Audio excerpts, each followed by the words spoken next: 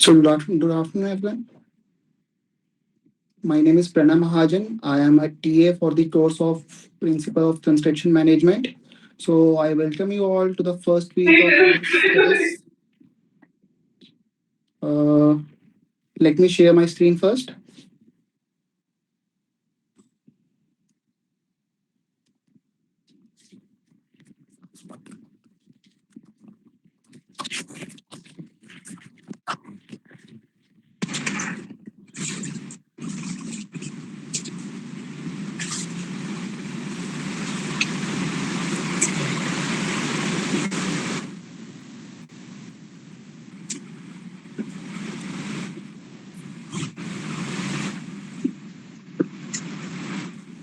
Others, if possible, they can mute, then it would be better. Yeah, perfect. So, this is the first week of the problem solving session related to principles of construction management.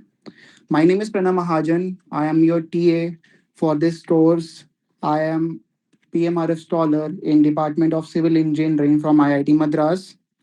So what we have to do in this course is that whatever modules that you will cover during the current week, on every Sunday, we will try to incorporate the problems related to that week and we will solve them. And if anybody have any doubts related to that, they can ask during the class also. And if not possible, they can post on discussion forum provided in, I think, Swayam app. It is there.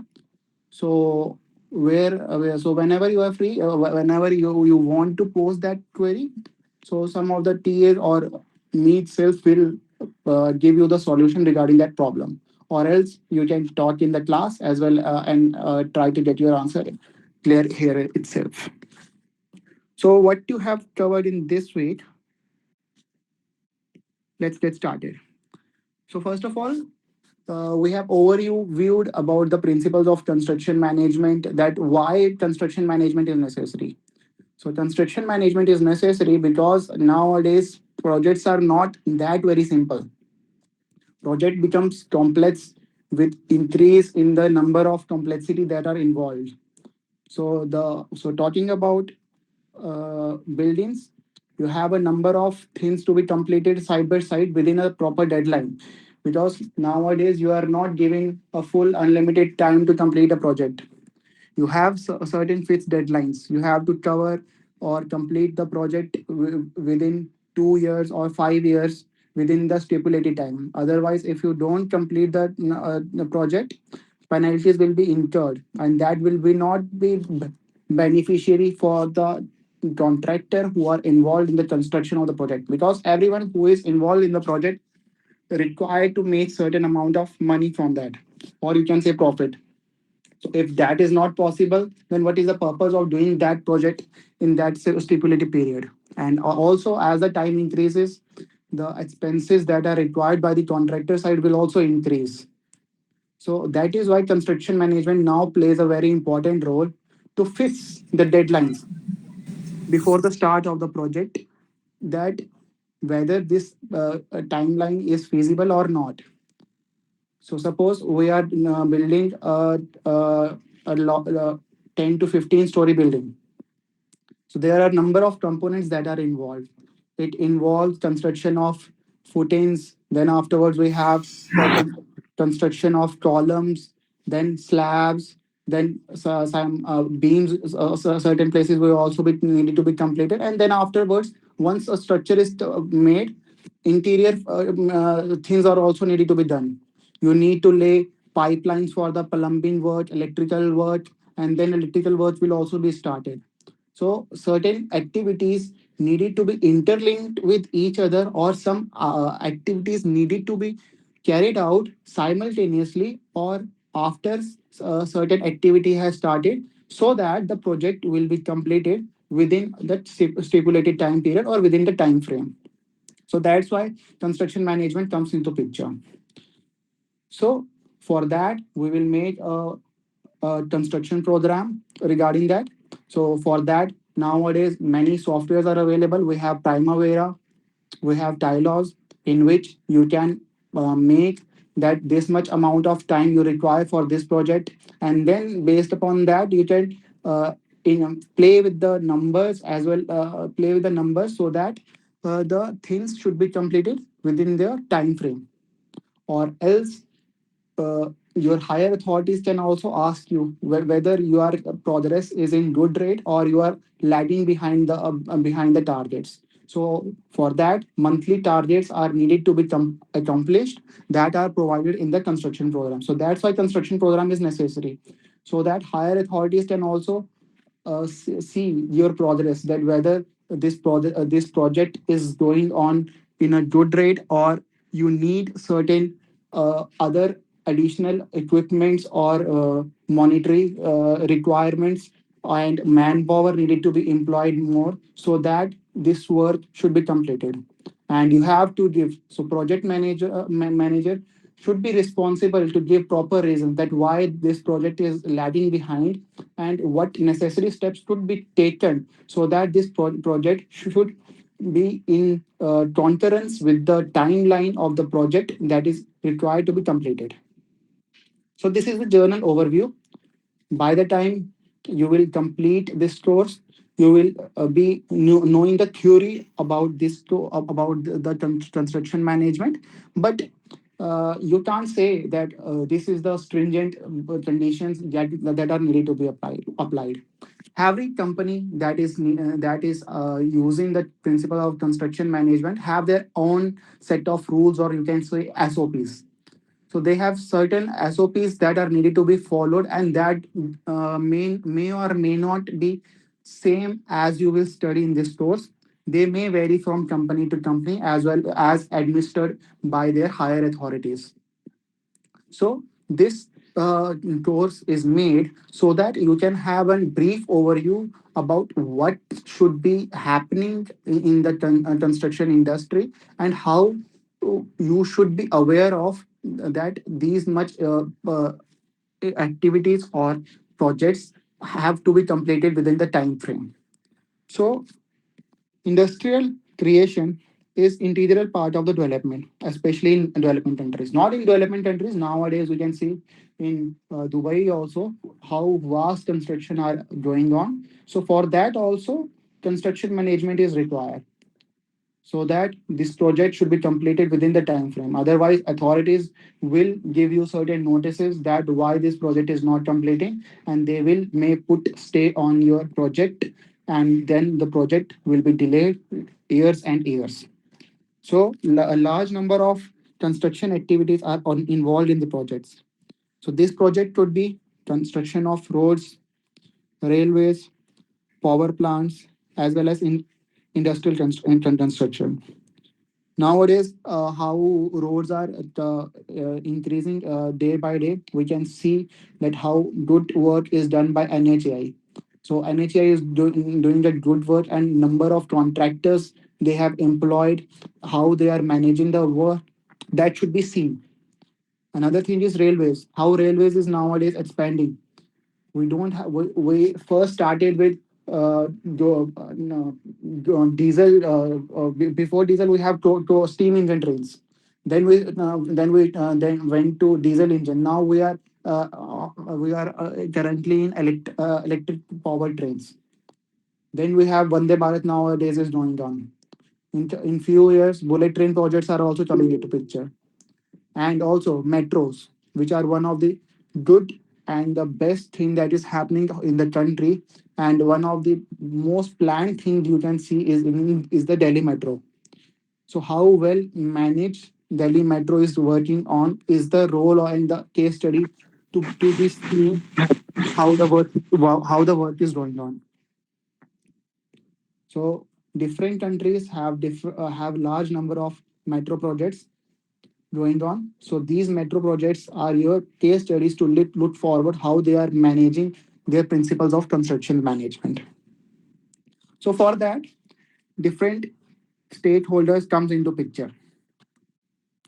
As you might have seen in the modules, total 8 modules are covered in this course. So this is the first module that you have completed in the first week, starting from 22nd of July, and now I think uh, till 28th of your first week is completed, and from tomorrow your week 2 will start. So in that, total different companies will come into picture. You will be having client. First is client, that who is the major innovator, or the what you can say is the main planner of the project. If you talk about railways, Indian Railways is the client, and when it sublets to others, for Indian Railways, another corporations come into picture, that will be their contractors. That is, we have DFCCIL, we have Aircon, we have RVNL, we have KRCL, and many more that comes into picture for the construction of railways. So after that, for after these companies, corporations, we have lot many companies which are dealing with the construction of these projects. So all of them have some states to have their money or revenue generated from the project that is required to be completed. So client is one such thing. Another is designer, who will design the different components that are involved in the construction of the project, and will give you an overview layout of the project that is required to be completed. Third comes into picture is contractor. So contractor is the one who is the responsible for doing and completing the work within the required time period, and they are answerable to client on each and every basis, that why this project is lagging and what are the difficulties they are facing, and if something is required from the client side, they may ask. Else, if they are, the contractor is not uh, abiding to the conditions that are provided in the contract agreement, then client may argue them that why these conditions are not adopted during the construction of the project. Another is investor. So in railways case, government of India is your investor, who is giving you certain amount, sanctioned amount, to carry out the work. Next is regulator, and then finally user. So user are we the people who will use these railways for our purpose. So client, you can say, so for your understanding purpose, so client will be your Indian Railways, and then from Indian Railways we have designers. I can't name any designer because that is not a public figure to represent, because we have a number of designers which are involved in the construction projects. You can name, it could be Prime Rail, it could be RVN, it could be Amber. Then we have contractors. So contractors could be the corporations involved,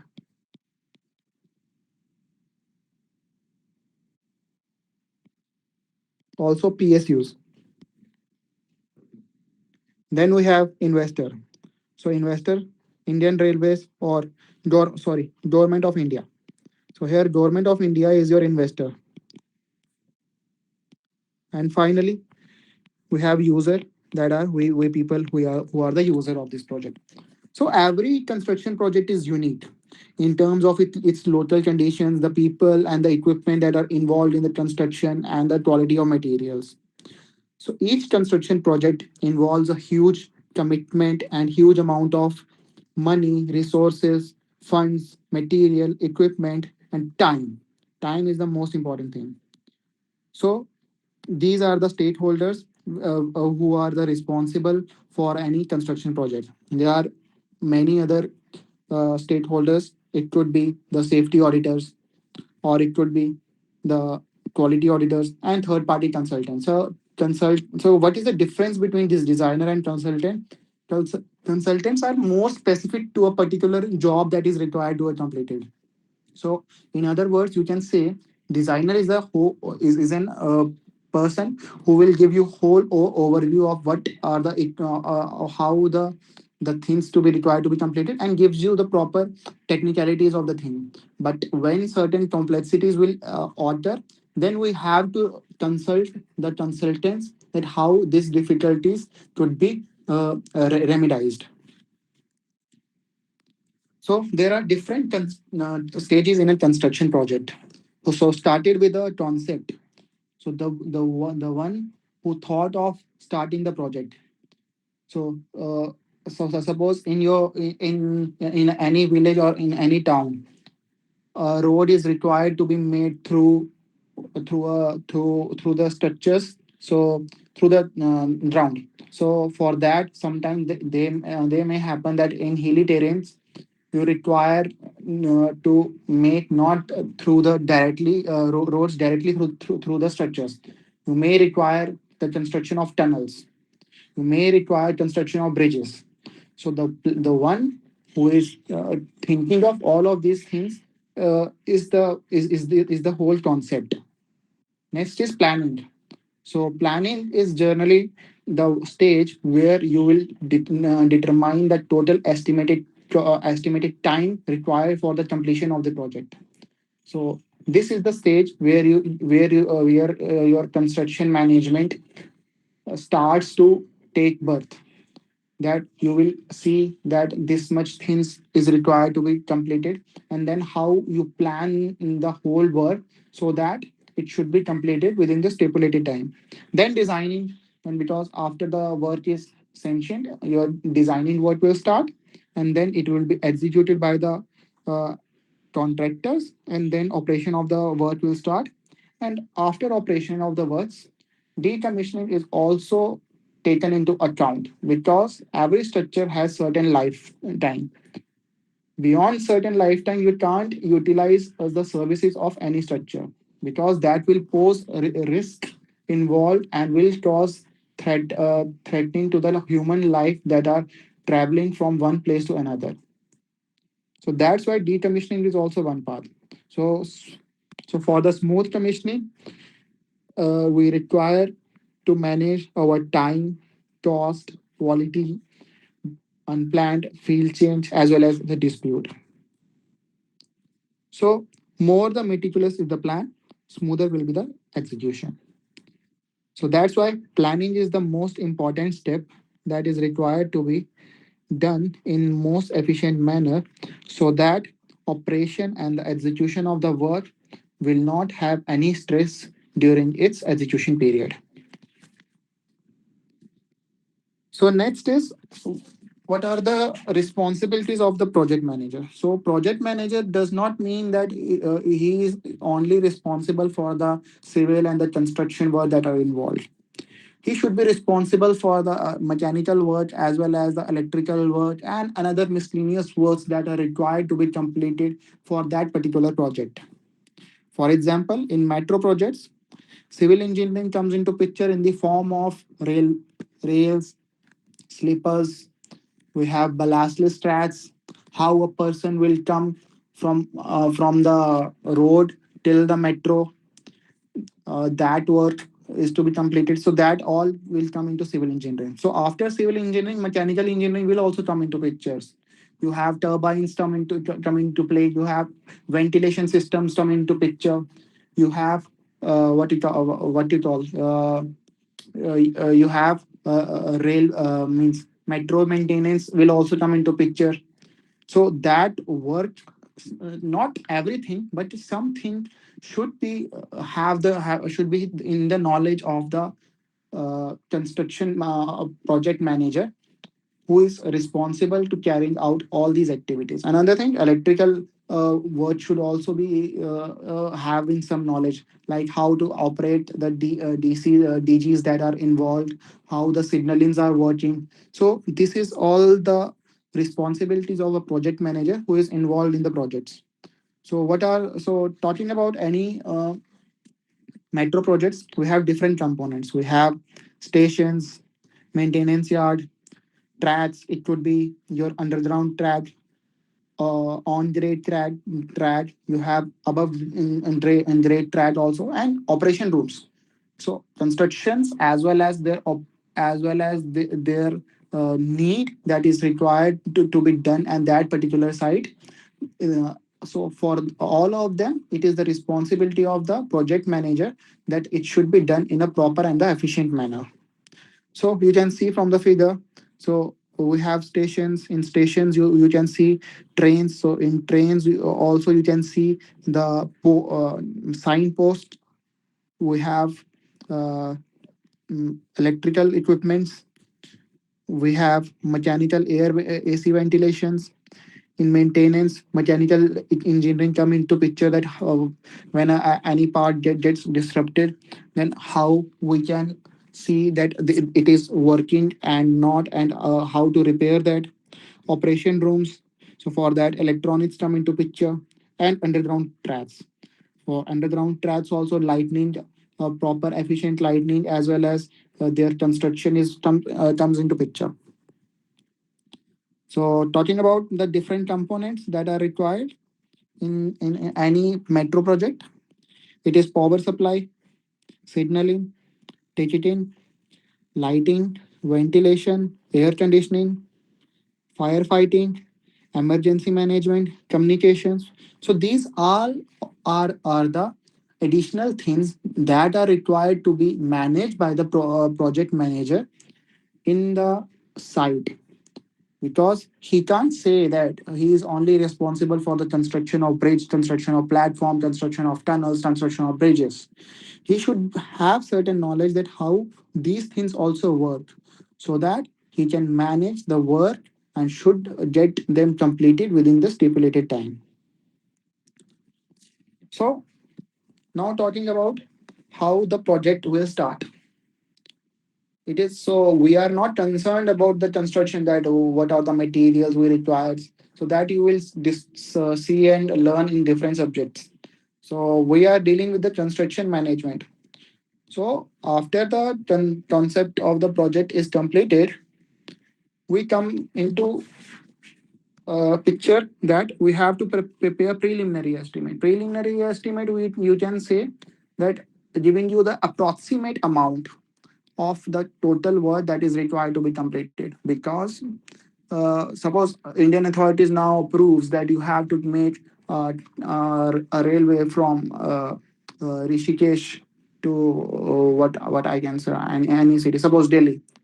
So maybe project is already there, but I am giving you an example. So you have to make a railway project from this to this place. So after advice from the higher authorities, they will make a preliminary estimate that what is the cost per kilometer based upon the existing projects, and they will give you preliminary estimate. So this preliminary estimate will not give you item wise rates, that for per kilometer length this much is the cost, but this will give you an approximate cost for the total cost of the project. So why this is required? So this is required for the administrative approval.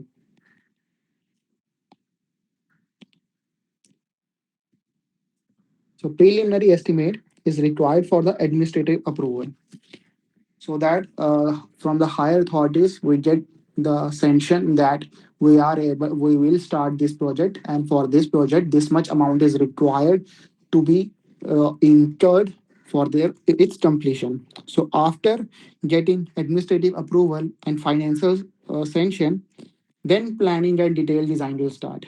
Because before the sanction, if we start planning and detailed design, and afterwards the government rejects that project, that no, it is not economically feasible for us to complete that, then whole amount of work will get wasted.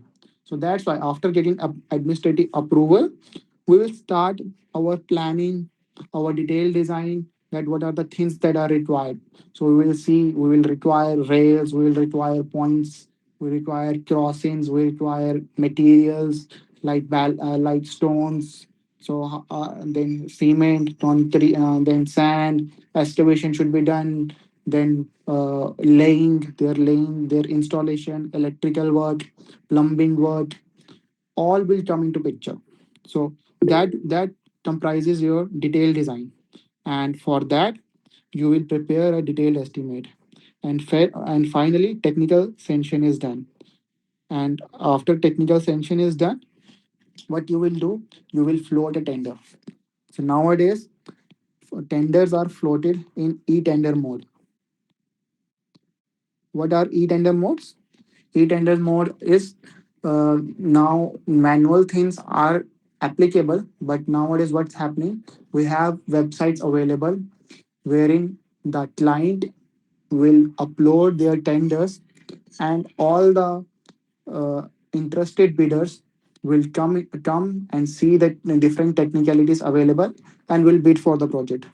So for e-tenders, we have different websites. For railways, it is IREPS. So for construction world, I think there is some CPWD website is also there. And then we have different agencies have different uh, websites available for the construction of the project. So this whole process is required for floating of a tender. So after having the administrative approval, technical approval, then notice for that uh, tender is floated. And in tender, there should not be any discrepancy in the process to make sure that the fund should be utilized appropriately and efficiently. Because nowadays there is no chance of having any discrepancy in any of the process. In tendering process, everything, each and every document is in online mode. Anyone can check whatever details that are available. We have different rights. We have RTIs are also available. If at any stage any contractor thinks that the uh, client is doing some malpractices in the approval or in the process, they can file an RTI. And in RTI, if they found that some glitch and some bad practices are happening, they can file the the case against that company, and that case will go a long way back, and no one wants that his job and will get suspended due to this such bad practices. So what is a tender? So tender is a written offer to execute certain specific work within a specific time under certain conditions of contract between the contractor and client for certain amount of money. So in general words, what we can say, it is a formal document which says what amount of work you needed to be completed and under what condition you require to do that. So this is the formal document which provides the information about everything that is required to be done to the contractor from the client. So now you must see that there is a difference between a tender and a contract. Tender is a information giving document, whereas a contract is a legal binding between contractor and the client, that this thing should be done in this manner. So now it is a legal binding for them. So contract is a legal binding. Tender is an information related thing between a contractor and the client. Then in tender, we have a notice inviting tender. So generally, notice inviting tender are provided in the esteemed newspapers or in the websites, so as to aware to the contractor that for such kind of work we have floated the tender in this website or in the office of the concerned clients. So what are the details that are needed to be there in notice inviting tender? So it is a public document announcing a work and inviting interested parties to bid. It contains the details of the conditions of the work, that also provide them the amount of the work that is required to be completed. That is the estimated cost, and the level of circulation could be different. That means if the tender is of large value and is of larger importance, the tendering should be done on a global level. Whereas when the tendering is for miscellaneous things, you can tender in small area, or you can say in your client website, or in your own office, provided the details in certain newspaper, so that the small contractor will look forward to that particular word and will come into play, and will try to give you the proper content. And then what are the contents of NIT?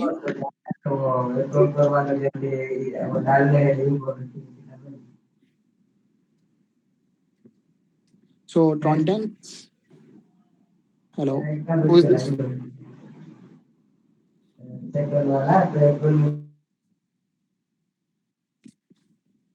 Please mute, because it caused disturbance during the class. Okay, let's continue. So contents of the NIT should include the name of the client. It could be any PSU who is inviting the tender. Then pre-qualifications. Sometimes what happens, that certain agencies make the documents of the contractor already verified, so for them it already become empaneled contractor. So learn certain keywords, that is empaneled contractor. So what do you mean by empanel? That for the for so that contractors are already verified by certain clients, and now only the technical and the financial viability of the contractor is to be checked for that particular project. For rest, all other things are already verified from the client side. Next is the nature of work. What kind of work is you are interested in designing of the tunnel, road, bridges, what things you are required to be completed. Then is the estimated cost. So estimated cost is made after the technical sanction, and then time of completion. Then we have journal conditions of contract, special conditions of contract. So this journal condition of the contract for Indian Railways you can download from IREPS website. For CPWD, we have in their website we have their journal conditions of contract. However, special condition of contract vary from tender to tender. So that depends upon the contract, the client who is floating the tender, that what special conditions that are required to be incorporated, that are generally not present in the general conditions of the contract. Next is the EMD amount, that is generally considered to be 2% of estimated cost. However, there are also certain restrictions based upon the total cost. So sometimes what happens, up to 2 crores, sorry, 1 crore, it is considered as 2% of the estimated cost. However, in certain cases, if the value is in very large, suppose it is 150 crores, then what happens? So for the first 1 crore, it is 2% of the estimated cost, and then for the next 149 crores it is 0.5% of the estimated cost. Okay, so that depends upon the type of work that is required to be completed, and these things are provided to you in the general conditions of the contract. Next is security deposit and the performance guarantee. So security deposit is generally 5% of the awarded value, and same performance guarantee is also 5% of the awarded value. So, what is the difference between the performance guarantee as well as the security deposit? So, performance guarantee is returned to the contractor just after the completion of the work. However, security deposit is returned to the contractor after completion of the maintenance period, because after completion of the certain amount of work, there is a maintenance period, or you can say defect liability period, in which the client will see if any defect will occur to the project, that will be incurred from the contractor side, not from the client side. So for that, 5% of the awarded cost is also provided. Then we have the last time for the submission of the tender, then date and place of the opening. So as I already told you that EMD is 2% of the estimated cost, and it is a guarantee of the earnestness for the bid for which the contractor is bidding. Then we have another condition that EMD will be forfeited. So EMD is just uh, a token, so that the contractor will uh, bid for the particular project. However, in certain cases, it might happen that the uh, contractor backs out from the project before it is awarded.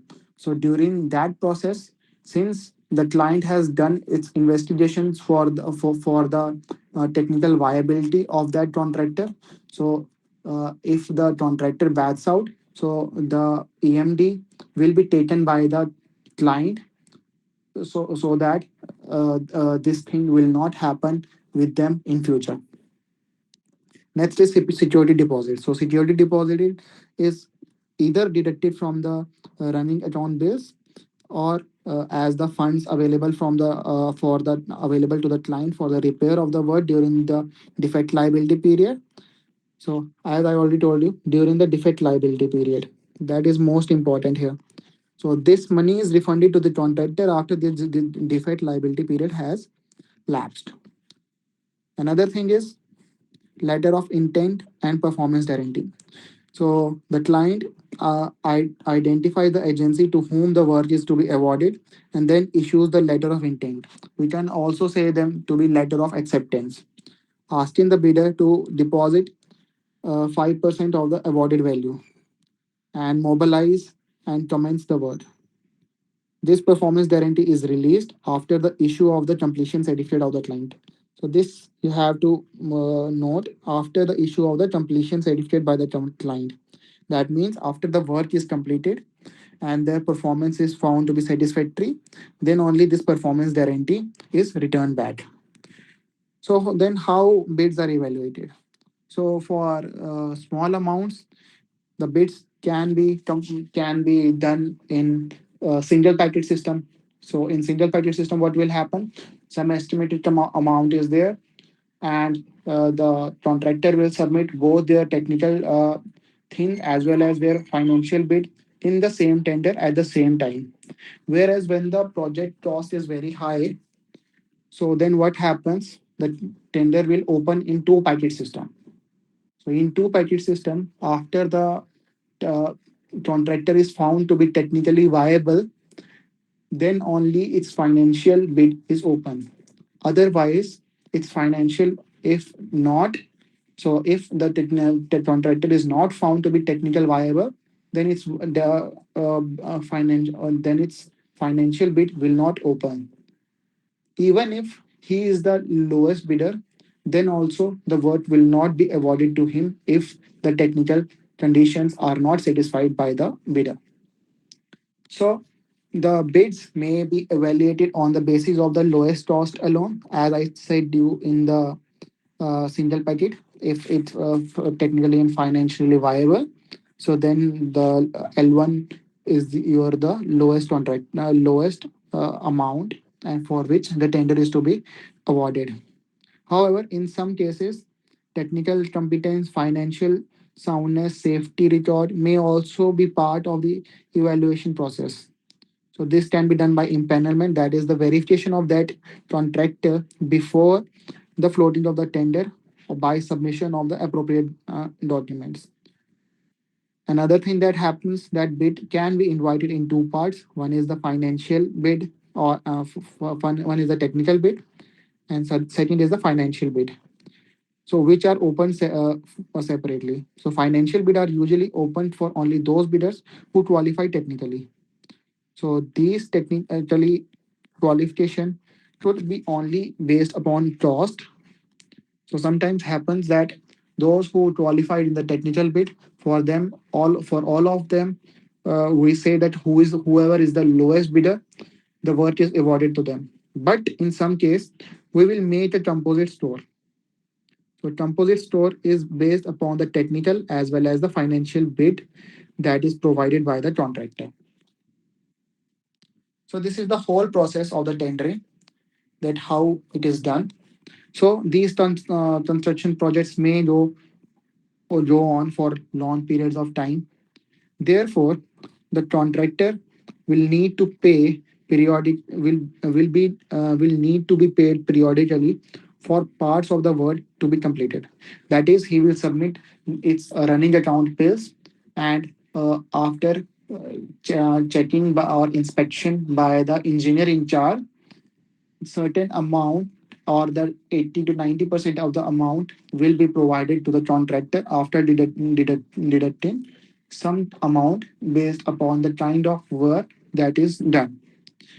There is also provision for the agree escalation in agreed prices, that you can say price variation. However, what happens that in certain cases the project is very long. It may extend up to 5 to 10 years. So in that case, inflation will also occur. So as inflation occurs, the prices of the commodities and goods will also increase. So when this happens, then the tender which was done 5 years earlier, so for that, that price is not viable for the current situation. So in that particular situation, price variation comes into picture.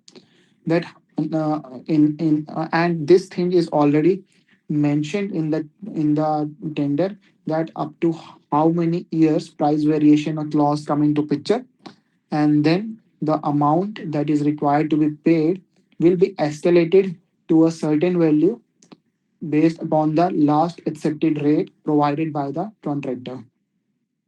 However, in certain conditions, like for the cement and steel, what will happen that client is responsible for the supply of the goods. So then, in that stage, variation clause will not comes into picture for that particular commodity. Whereas for the rest of the commodities, this price variation will come into picture.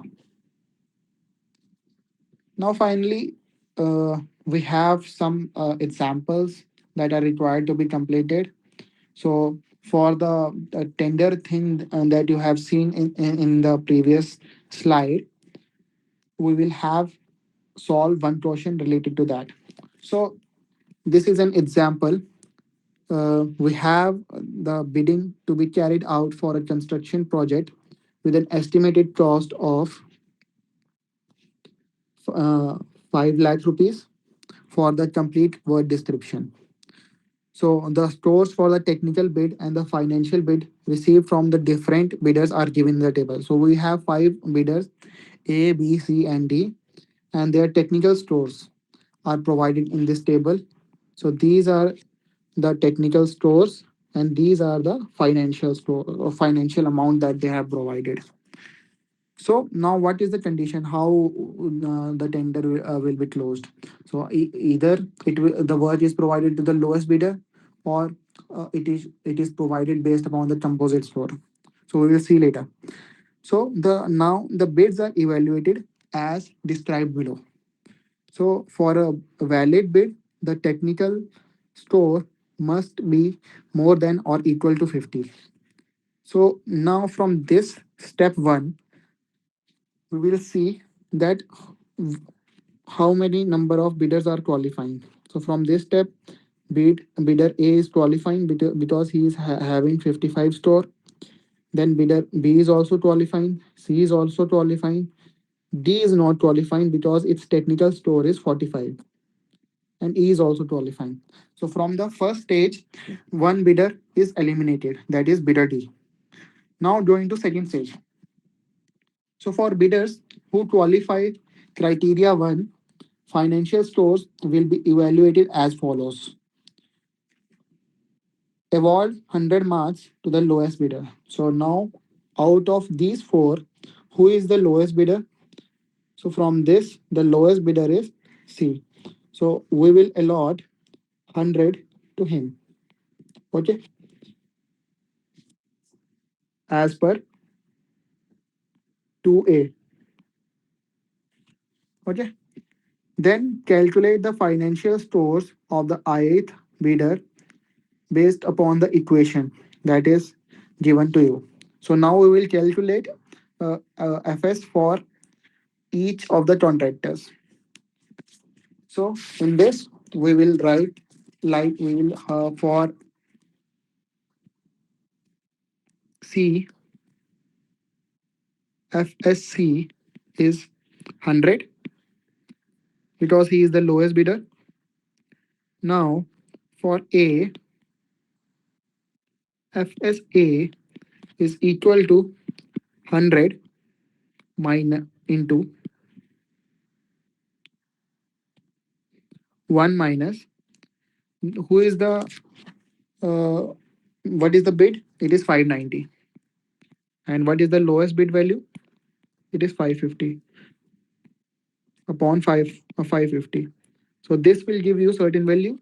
That is 92.73.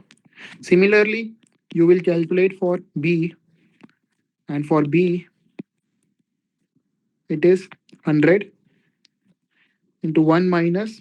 So what is the value of B? So B has given amount of 610 thousands divided by 550 because 550 is the lowest bid given by C, and from this the composite technique the financial store comes out to be 89.09.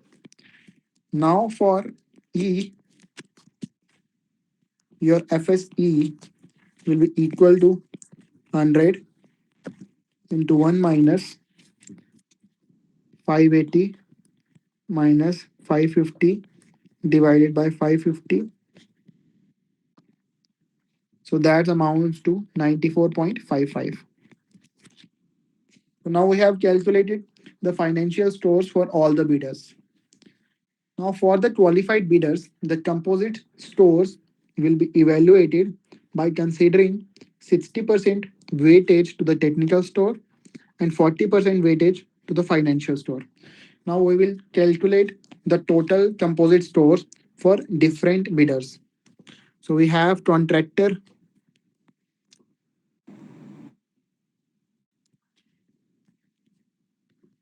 A, B, C, and E. Okay. Then we have their technical stores. So their technical stores are 55, 80, 65, and 70. We have their financial stores also that we have just calculated. That is 92.73, 89.09, 100, and 94.55. Now we will develop their composite store based upon 60% of the technical store plus 40% of the financial store. Okay. So this value will come out to be for A it is 70, for B it is 83.64, for C it is 79, and for D it is 79.82. Okay. Now what next is asked, that job will be awarded to the bidder with the highest composite score. In case of tie between two or more bidders, job will be awarded to the bidder having highest technical score. So from this, we can say that bid will be awarded to contractor B because its technical score is highest. Okay. So this is how you will do the tendering process and calculate the composite score for different contractors. Now, what next questions tells you? So, based upon the previous question, it is mentioned that the following additional conditions is now applied to the evaluation criteria. Now, additional thing will also come into picture, that the financial bid of the bidders should be between within the 20% of the estimated cost. Under this, who will be the revised bidder? Now, please see that here our estimated cost is, so our estimated cost is rupees 500,000. Okay. So they have mentioned that financial bid should be within 20% of the estimated cost. So the range of the cost should be plus minus 20% of the total cost, that will be rupees 400,000 to 600,000. So if the amount is lying between these range, then only financial bid will be considered. Otherwise, financial bid will be rejected. So we will see here that for uh, for bidder B, I will highlight that.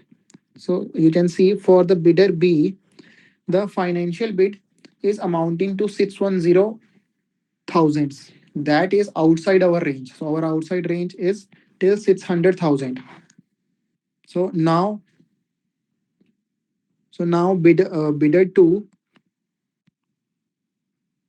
bidder B is rejected. Okay. So who will be the next qualified bidder to whom the work will be awarded? So the next qualified bidder, you can see from here, that will be E, because he is the second highest in position. Okay. So work work will be awarded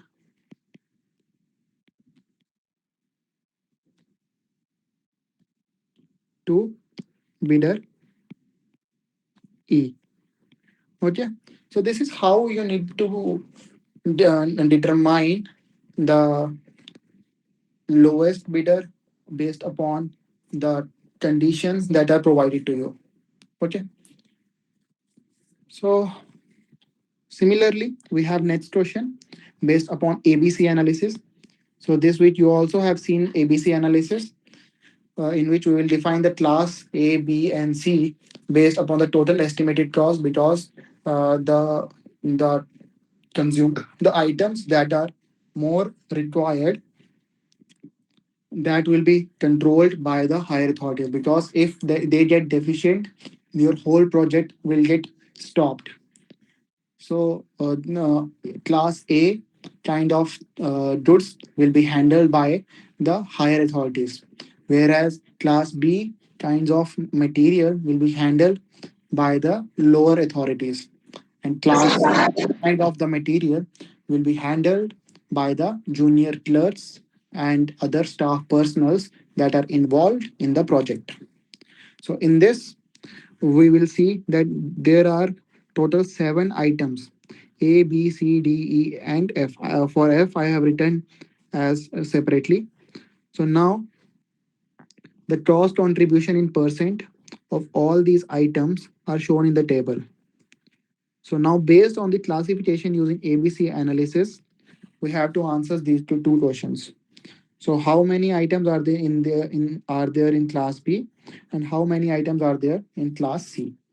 So now let's solve this problem. So we have total 6 items.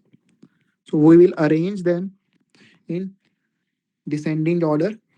So first will come C, and it is having the contribution of 31%.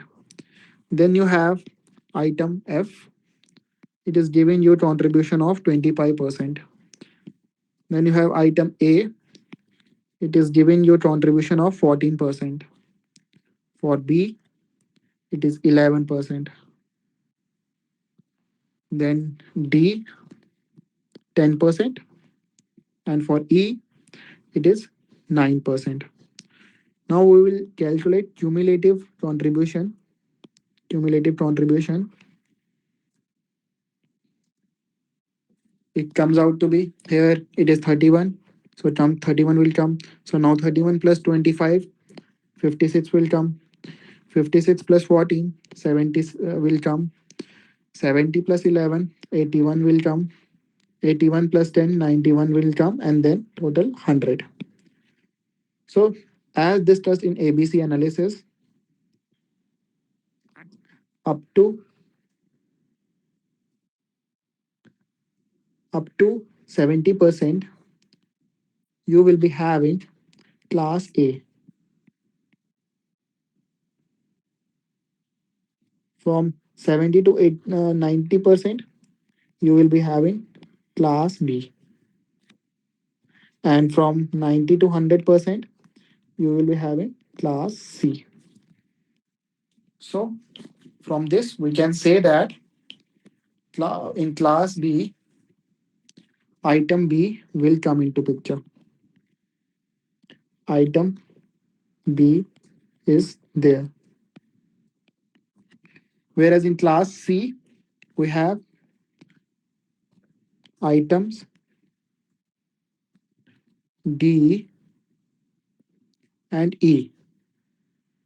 Item D and E are there in class C. So this is how ABC analysis is done. Okay. So now doing one more question. In this, it is provided to you that the total estimated cost of the project is 50 lakh. However, the awarded value is 45 lakh. That is less than 10% of the estimated cost. So now you have to determine the earnest money deposit and the performance guarantee at 2%. So please see, earnest money deposit is equal to X amount percent of what? Of estimated value. That is the most important thing. Which amount to be chosen? So it will come out to be 1.25% of 50 lakhs. Okay. So this will give you rupees 62,500. Now next is performance guarantee. So performance guarantee is 2%. So this is 2% of awarded value. So this is the difference. In that case, you have to see the estimated value, and in this case, you have to see the awarded value. So what will be the amount?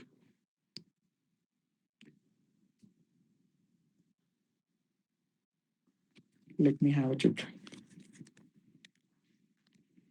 Sorry. Here it will be 45 10 power 5. It will come out to be 90,000. So in EMD, you will have to take the estimated value, and for performance guarantee, you have to take the awarded value. So this covers our first week of the principle of construction management, in which we have seen first the overview of what the construction management actually is. Then we have seen how the tendering process will go on based upon the example related to tunnel project. And then what are the technical and the financial eligibility criteria that is required to be followed so as to determine the contractor to whom the work is to be awarded. That depends upon whether you are considering directly the lowest bidder from the financial bid, or you are considering the composite store. So more as the composite store will come into picture, more quality contractors will come into play. Then we also have seen the inventory control and the resource allocation, in which ABC analysis will come into picture. So till this week we have covered this much. So if anyone has any doubt, they can ask now, or they can ask in discussion forum also. So please let me know. Sir, Yeah, in question one, why have you cancelled option D? In question one, 45 it is there. Na? please wait.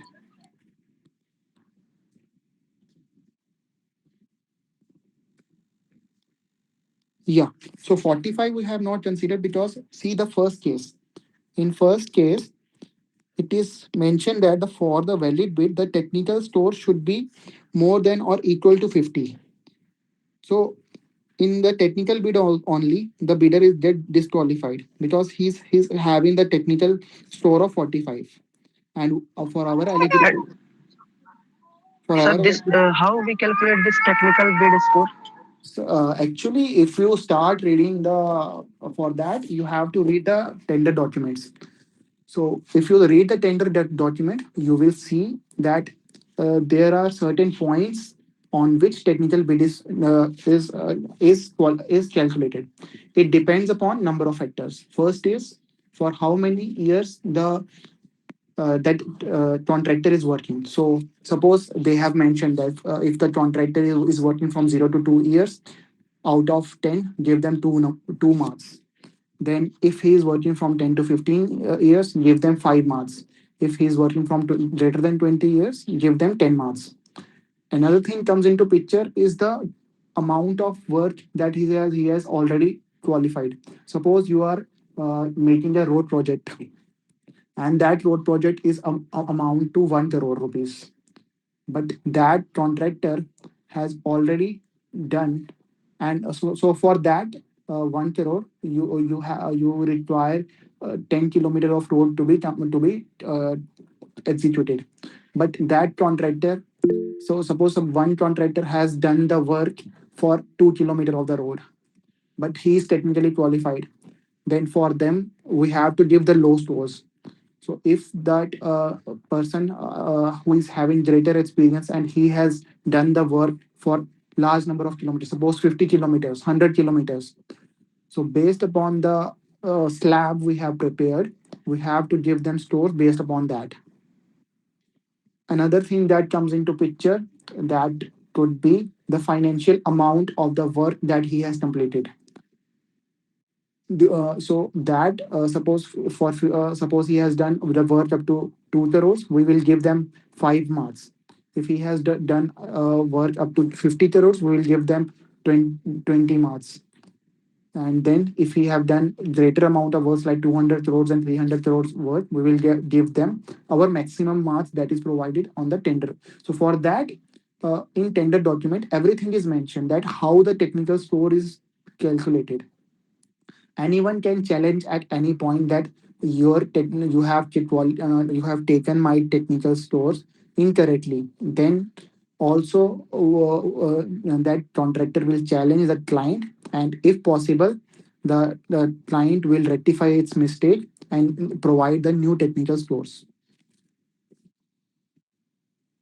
Anyone having any other doubt?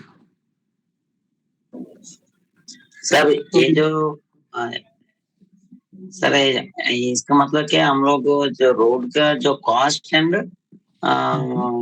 जो experience जो earlier जो which is done by projects earlier, so both we are comparing sir. हाँ, actually होता क्या है कि suppose अगर आप कोई काम कर रहे हो, एक तो होता है कि डायरेक्टली आप किसी भी चीज का वैल्यू ले लो। जैसे हमने बोला था, अगर हम 2 पैकेट सिस्टम ले रहे हैं, हम उसमें डायरेक्टली अगर वो फाइनेंशियली उसने लोएस्ट आपको बिड किया, सपोज जैसे इस केस में आपका लोएस्ट बिडर डी था, इसका फाइनेंशियल बिड 480 करोड़ 480,000 था, बट फिर भी हमने इसको अवॉर्ड नहीं किया। बट अगर अगर हमें कंडीशन अलाउ करती तो यही हमारा लोएस्ट था।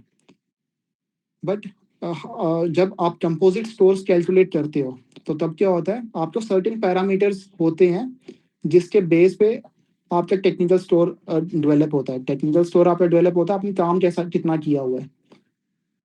वो डिपेंड, और कितने साल का आपका एक्सपीरियंस है। जितने साल का आपको एक्सपीरियंस होगा और जितने बड़ा आपने काम किया होगा, तो उतना ही आपका टेक्निकल स्कोर ज्यादा होगा।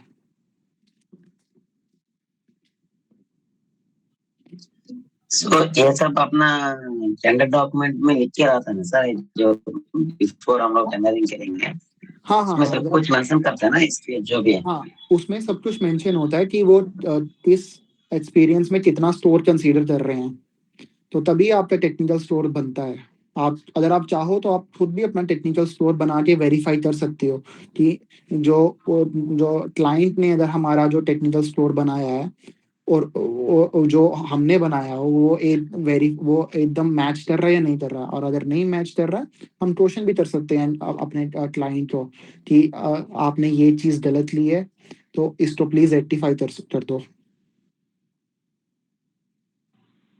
Okay okay thank you.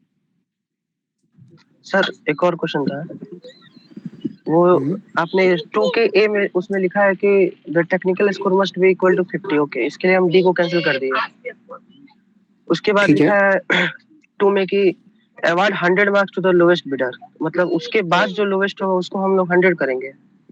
हाँ, तो सर तो ए तो फिर 55 है ना, तो हम नहीं सी नहीं नहीं को 100 क्यों नहीं, लिए? अब फाइनेंशियल स्टोर ना, ये देखो उसमें क्या लिखा है, financial store will be evaluated. Financial store अच्छा अब टेक्निकल पार्ट कंप्लीट हो गया हमारा यहाँ पे। अच्छा। अब हमने फाइनेंशियल डिस्कस करना है, तो फाइनेंशियल में हमारा सी जो है वो सेकंड लोएस्ट है, तो हम हाँ हाँ सेकंड यस सर। को 100 अवार्ड करेंगे एंड उसके बेस पे बाकी का परसेंटाइज कैलकुलेट करेंगे। यस सर फाइनेंशियल था, ठीक है सर, थैंक यू। ठीक है। Any other one having any doubt? Hello, sir. Yes. Sir, for any contract, they can show that technical bid is not required. There will not be any contract in which technical bid will not be required, because technical eligibility criteria is must for every contract. It depends, because we are dealing with the construction projects, not dealing with the services contract for hiring of any manpower, vehicles, transports. We are dealing with the construction. So suppose if you have to make a building, and if the contractor is not having any experience related to the construction of the building, then how we can award the contract to them? That is a major part, that technical criteria is always there.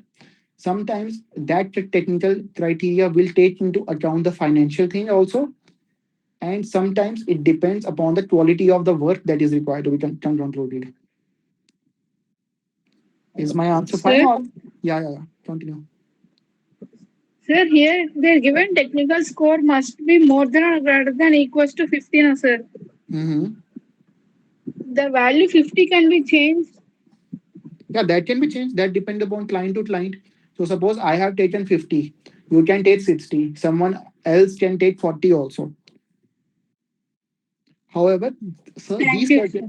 yeah, and these conditions, if you see the GCC of any contractor, suppose if you go to IRPS website, they have a GCC from April 2022, in which certain eligibility criteria is already mentioned. However, if client wants, they can override their eligibility criteria, and then that eligibility criteria will be followed.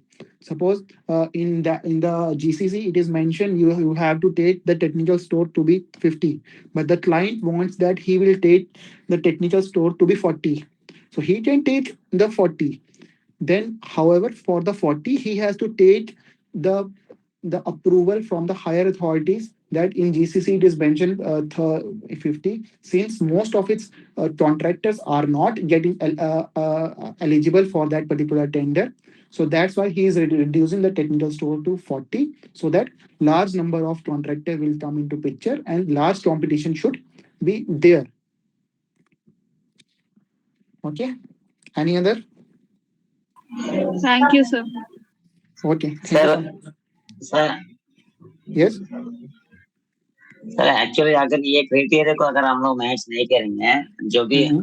हम लोग जो उस criteria को match नहीं करेंगे, तो हम लोग दूसरा का भी सपोर्ट ले सकते हैं। जब दूसरा वेंडर को किसी को सपोर्ट लेके हम लोग उसका जो फाइनेंशियली को हम दिखा के हम ले सकते हैं और ले सकते हैं कॉन्ट्रैक्ट। दूसरा वेंडर कौन सा, जिसने पार्टिसिपेट किया या नहीं पार्टिसिपेट किया?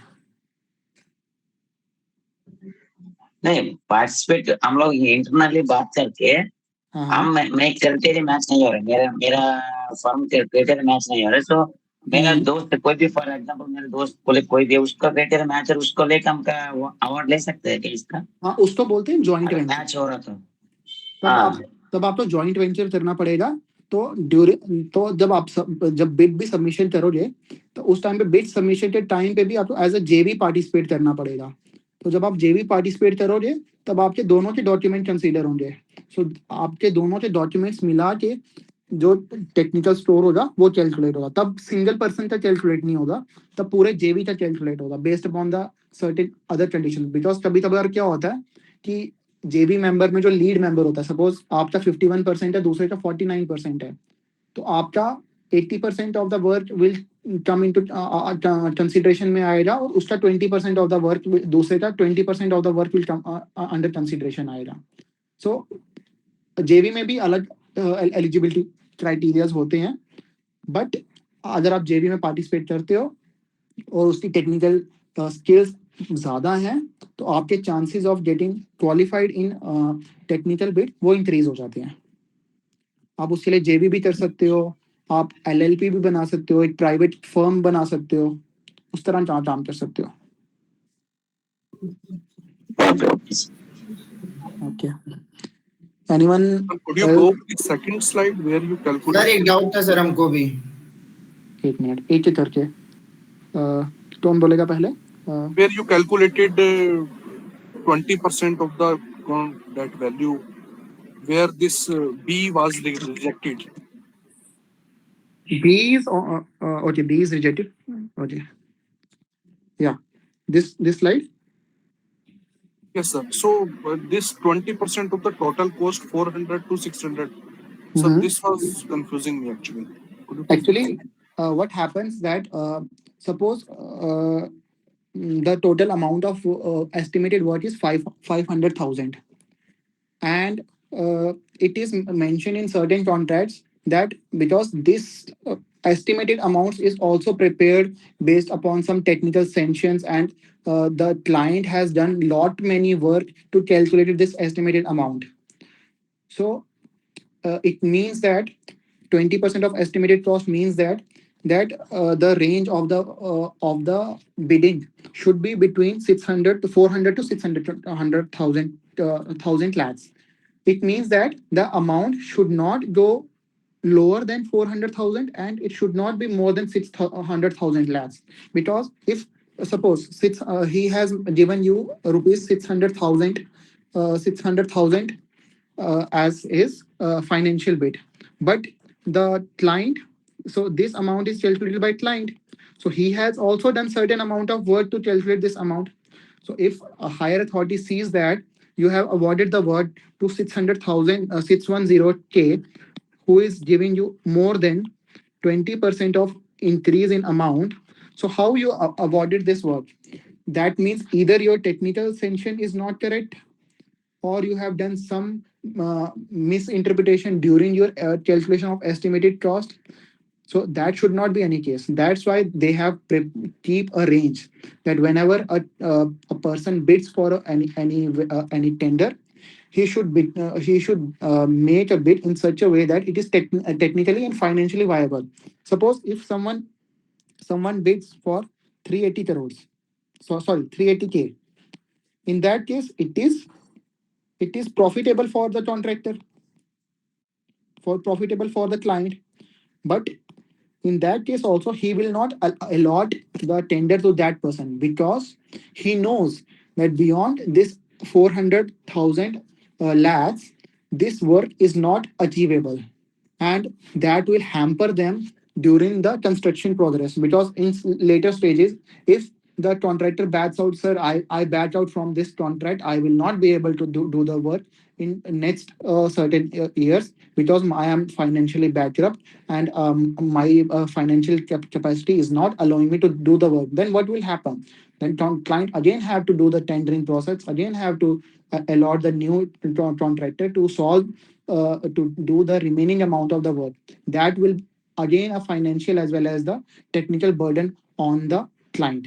So that's why they generally keep a certain amount of total amount, that is the range should be there in which the financial as well as the technical financial bit should lie. But that will not happen. It is just a question for you. But in journal case, not the tender document, that is not a case for you. So if it is not mentioned, you can go as low as possible and as high as possible.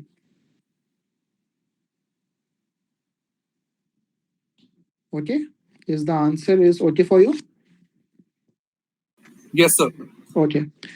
Another one who is having doubt? Sir, I have a doubt, sir. Continue. Sir, the equation which you told, that FCI one, in which you told us in the slide that A is the lowest bidder and B is the bidder of the bidder. The thing which we explained in this, sir, I didn't get this thing, sir. The Okay, FCI equation, sir. The B Okay. minus A, the equation which you are telling, sir. Bid of the bidder B. What does this, sir? How does we do this, sir? Actually, it is just a calculation of the percentile. Suppose in any class you have 20 students, and out of 20 students, one you have a paper of around 100 marks, and the highest person got 60 marks, and you got 20 marks. So then, how much is your percentage based upon the highest number of marks? So in that, the person who got 60 marks will get 100 percentile. However, you got 20 marks, then your score will be calculated not out of 100, your score will be calculated out of 60. That based upon 60, how much marks you have got, and then that will be your percentile score. So that same thing happens in this financial score. So in this, 100 is giving you the percentage. So this is your percentage part that you can ignore. And this B. So in this B, suppose I am considering for the A bidder.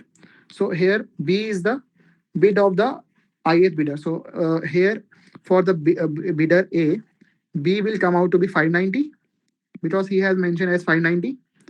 A is the lowest bid. So we have considered here that 100 is that for bidder C we have the lowest bid. So that will come out to be 550. And if we divide by 550, okay, then we will calculate. So that's what we have calculated as 92.73. It means that suppose for 550 we have given 100 marks.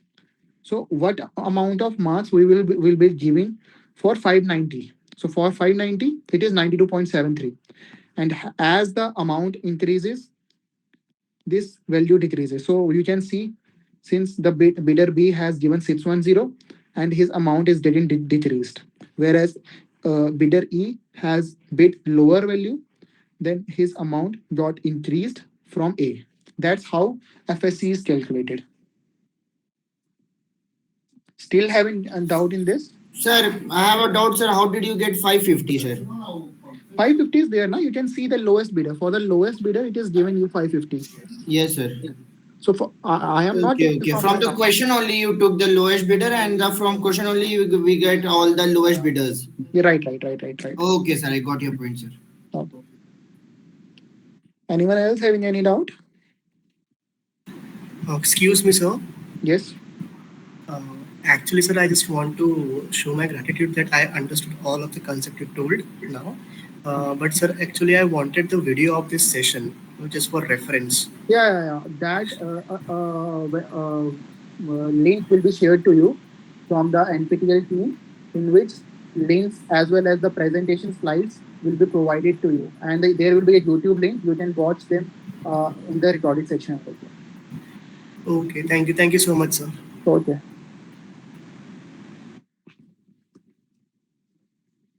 Anyone else having any doubt? So we will stop this session if no one is having any doubt. So enjoy your weekend. Have a nice day. Thank you, everyone. Thank you, sir. Thank you. Thank you, sir. Thank you, sir.